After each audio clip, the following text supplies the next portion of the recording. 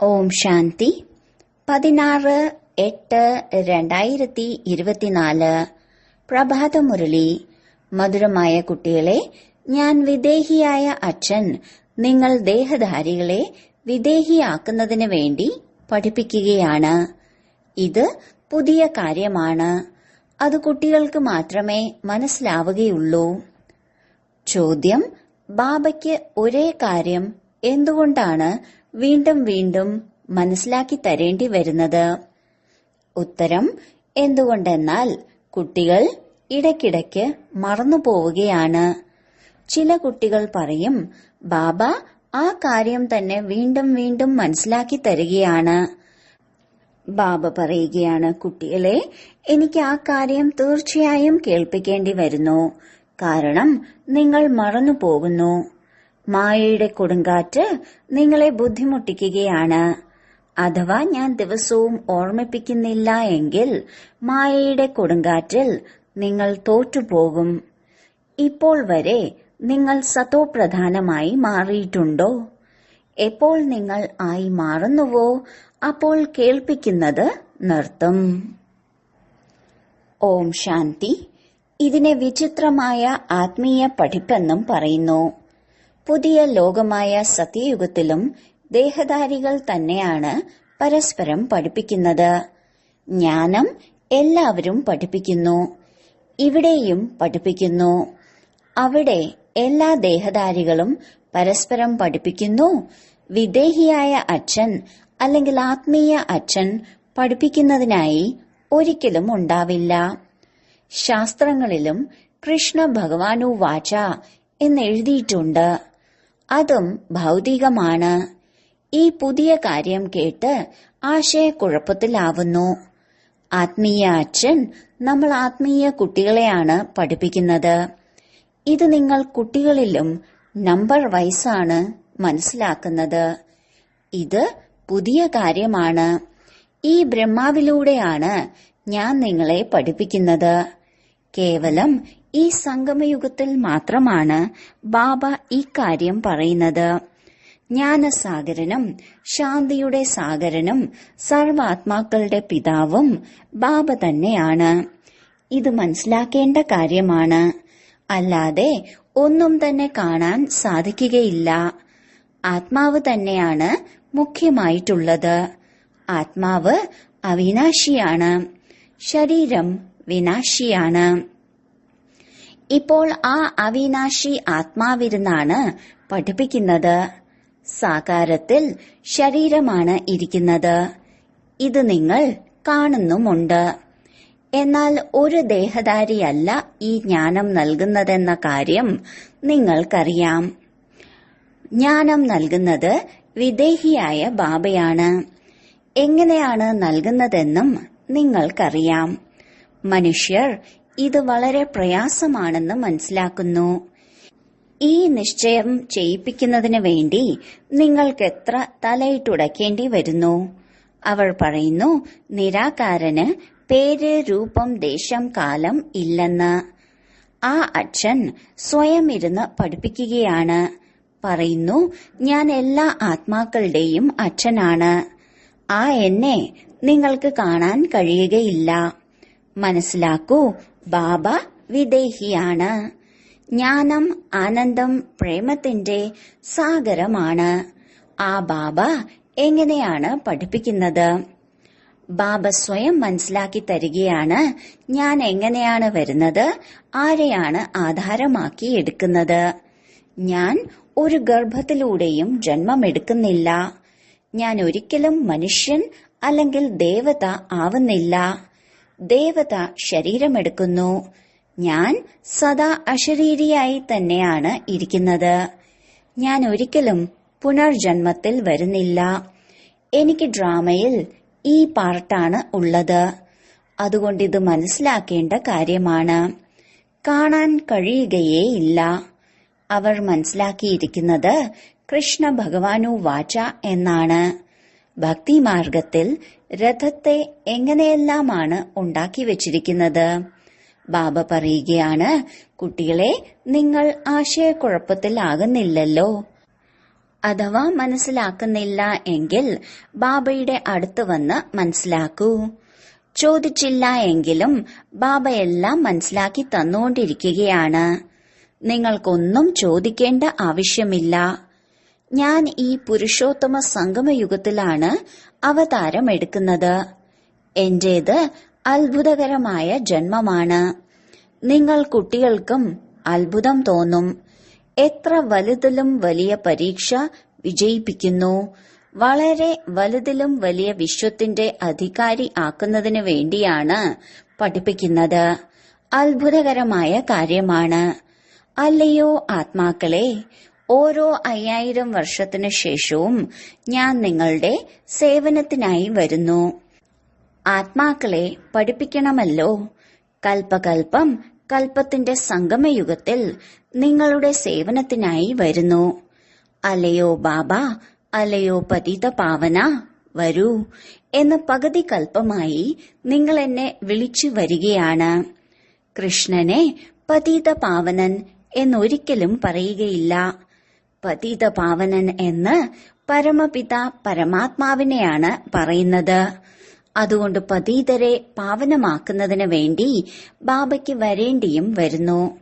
അതുകൊണ്ടാണ് പറയുന്നത് അകാലമൂർത്ത് സത്യമായ ബാബ, അകാലമൂർത്ത് സത്യമായ ടീച്ചർ, അകാലമൂർത്ത് സത്യമായ ഗുരു. സിഖുകാരുടെ വളരെ നല്ല സ്ലോഗനാണ്. പക്ഷെ അകാലമൂർത്തിയായ സദ്ഗുരു എപ്പോഴാണ് വരുന്നതെന്ന് അവർക്കറിയുകയില്ല.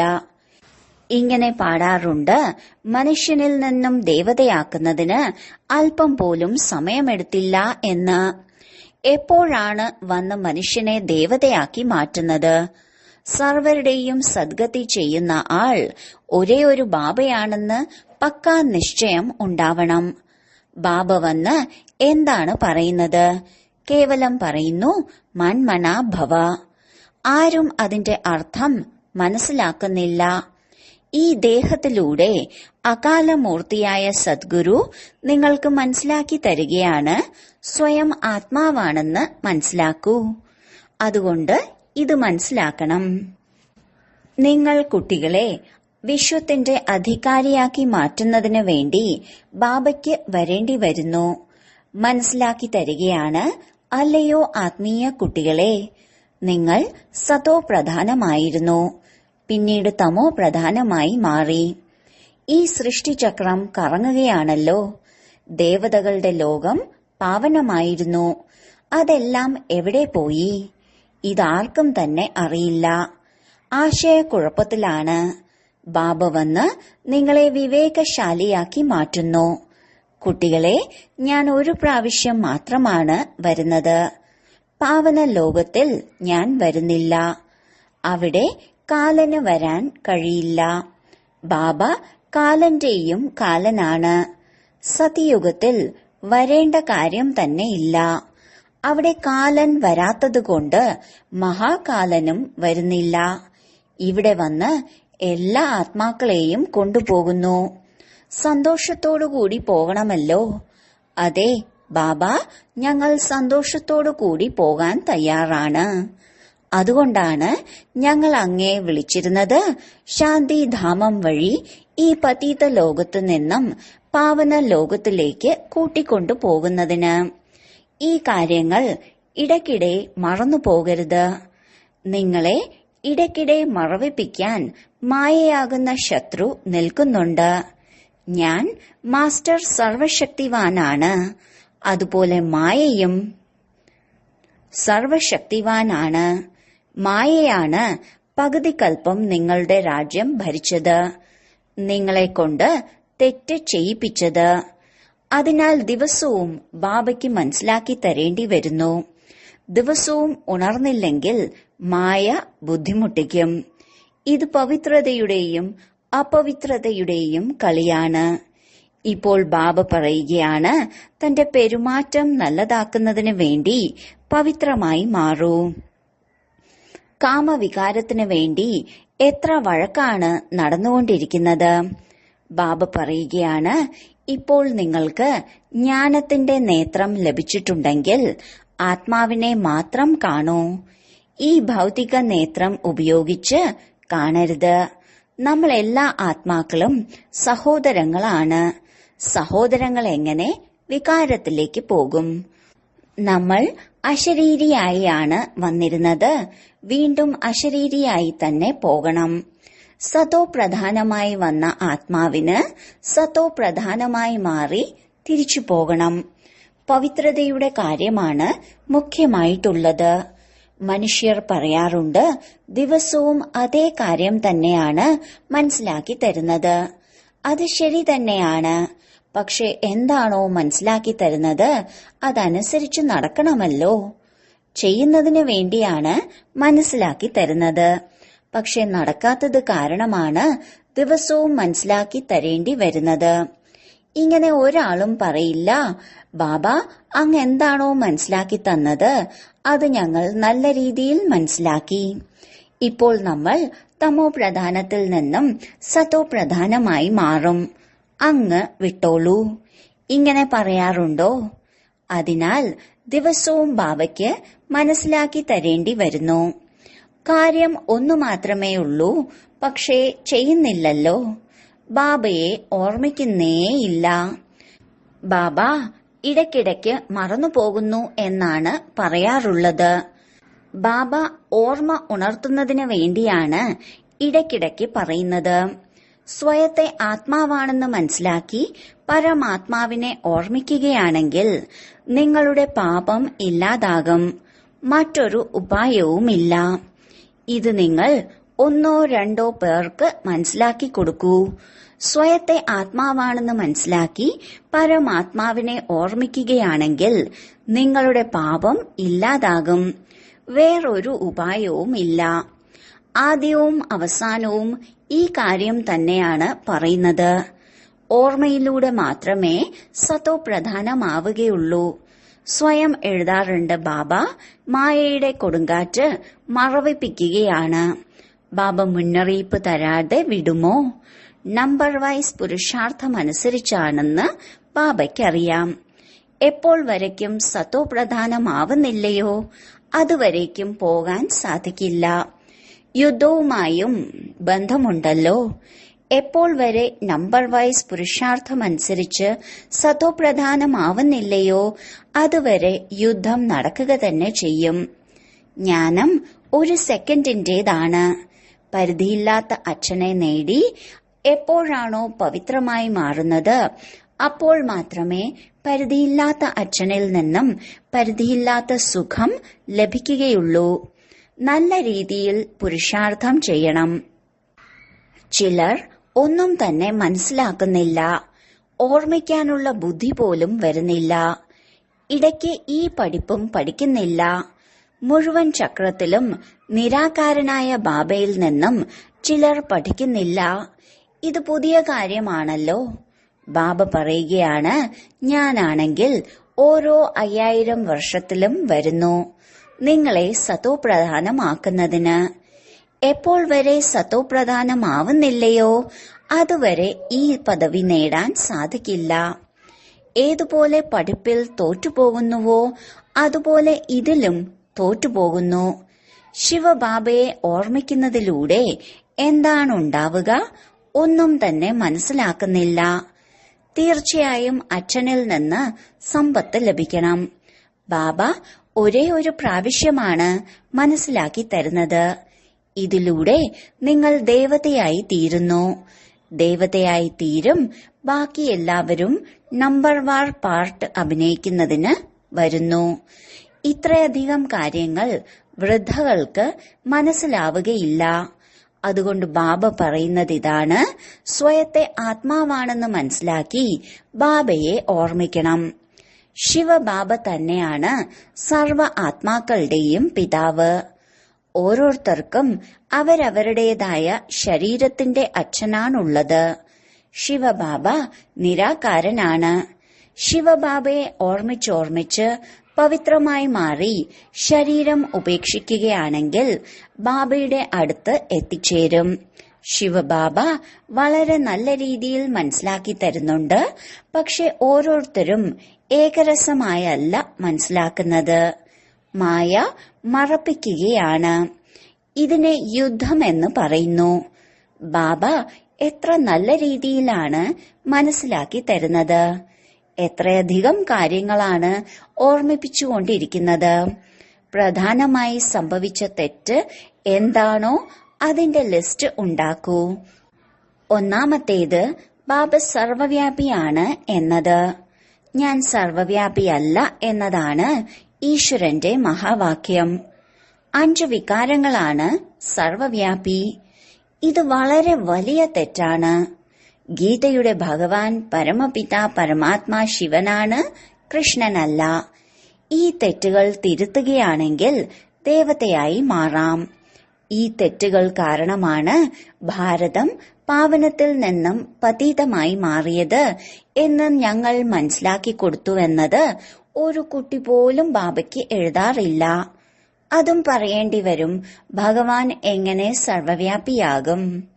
പരമമായ അച്ഛനും ടീച്ചറും സദ്ഗുരുവുമായ ഭഗവാൻ ഒന്നു മാത്രമേയുള്ളൂ.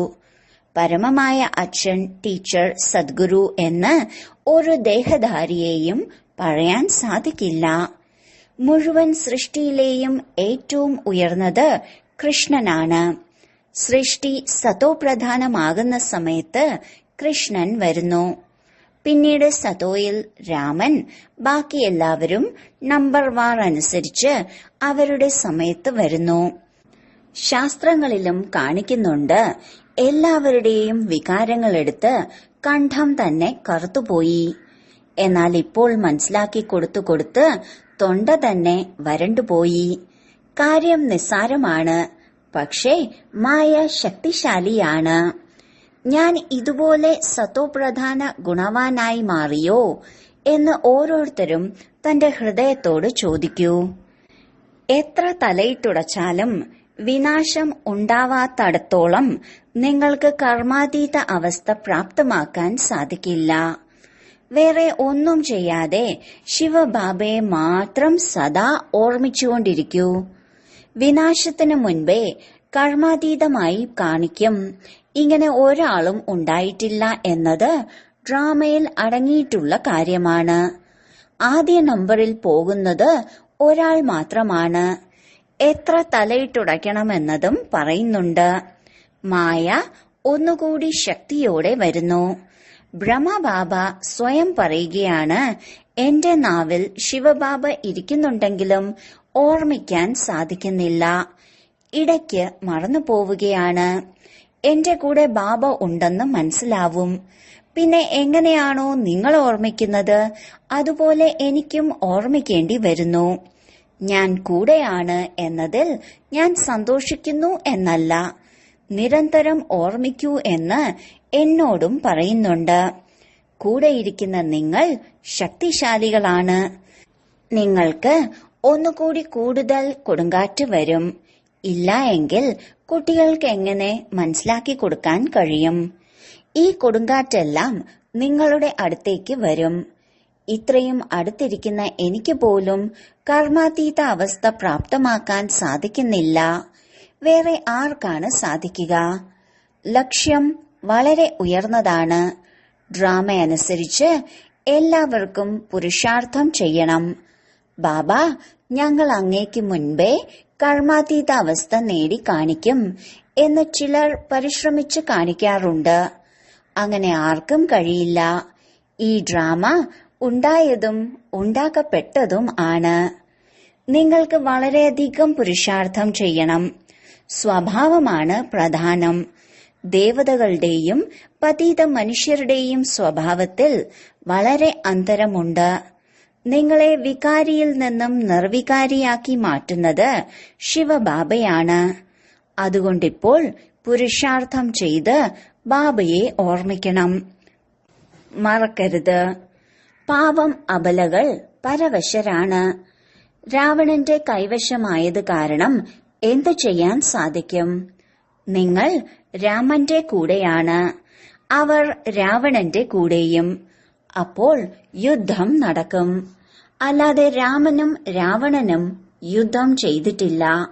ദിവസവും ഭിന്ന ഭിന്ന രീതിയിൽ ബാബ കുട്ടികൾക്ക് മനസ്സിലാക്കി തരുന്നുണ്ട്. മധുരമധുരമായ കുട്ടികളെ, സ്വയത്തെ പരിവർത്തനപ്പെടുത്തിക്കൊണ്ടിരിക്കൂ.